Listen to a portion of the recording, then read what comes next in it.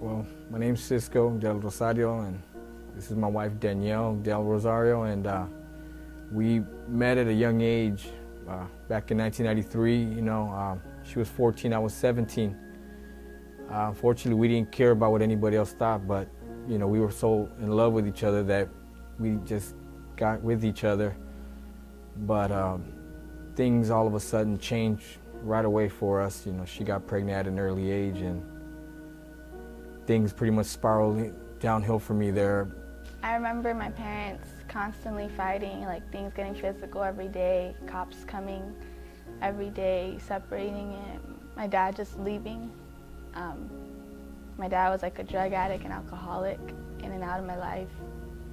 And my parents lost custody of us for a while, and so it was hard. It wasn't until about 2001 when we first got saved, and that's when we began to understand that we needed to get married. We were shacking up the whole time, and when we finally got married, we were going to another ministry. That's when things started changing for us, and I lost control of what God started to do in my life, and I started compromising in every which way. So we got married, and within a year, I got pregnant of our last child, Sandra, and a year, she was about 2 months old, and we got divorced. He left me and the kids. He had backslidden. He had dabbled back into alcohol, into drugs. I just remember me coming from school, and I don't know, they were fighting. I think the cops found out my dad had drugs in the house, and they got once again physical. Like my mom and dad were just fighting constantly, and I was so used to it. I called the cops, and my dad just left and walked out, got his jacket and left. And we didn't see him or hear from him ever again. We went to court. That's it. And I stayed serving God. The kids, they would always ask for their dad, and I would just always tell them, just keep him up in prayer, just keep him up in pray for your dad. But in my heart, I was upset, I was angry, I didn't want anything to do with him. I didn't want to hear about him.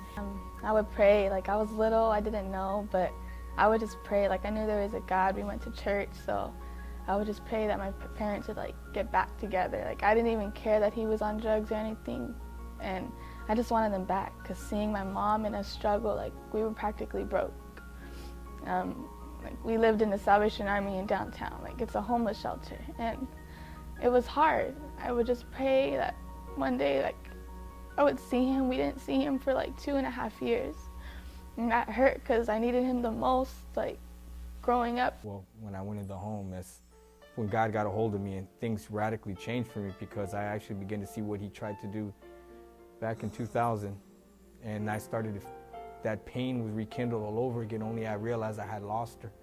And during that whole process, when I was in the home, God started to heal me of that pain, heal me of what I had done that was wrong. Throughout those 3.5 years that I was by myself, I never felt the need to call him. Nothing ever had occurred like that where I felt like I needed to tell him what's going on. And I happened to hear that he was at the men's home. And then Sandra gets really sick. And then, so I call him up because I felt like I need to tell him. And my pastor at the other church tells me, what's going on? What's going on with the father of your kids, and what's the news on him now? And I tell him, he's at Victory Outreach at the men's home. He's been there for 6 months. And he's like, well, what about giving him a chance? And I was like, there's no way I would ever go back to him. But trust me, she was not trying to work things out with me at all. It was just, Sandra's sick, okay, and God started to get a hold of my heart all over again. And I was like, oh God, what's going on here? And he started moving in our life, but I was trying to block his hand, because we went down this before so many times, breaking up, getting back together, breaking up, that we just didn't want to go there anymore. It was so old. Seeing him completely change, like not being so angry, actually trying to get us back, because at one point I didn't think he loved us, because he never even tried contacting us or giving us money, like not being there supportive, but just seeing him on fire for God and willing to do anything, it was the best feeling. Like, prayers do help, you know? The rekindling started happening again, and I actually loved her, like, wow, I love her. But it wasn't until when we moved in that we started to fall in love with each other again, because we started to do things all over again that we didn't do before as a family, because we were always fighting. Jesus restored a lot, not just our marriage, but also my children's lives. My parents, I've never been happier. Like, we're all just a happy family, like not the Brady Bunch type, but we're happy. And I don't know, like, we're good, like we're doing better on our financial issues. Like, God restored that. He just brought peace, and we're all on fire for God. Like, I recently gave my life to God, so now I'm serving God, and my dad's been on fire since day one, since they were married, like got back, and same with my mom, so it's good. It really is only because of him that we are back together again. There's no way that I could see that we would have ever got back together again if God had not been in the center of it all. He's given our kids a hope. He's given our kids a huge hope for their future.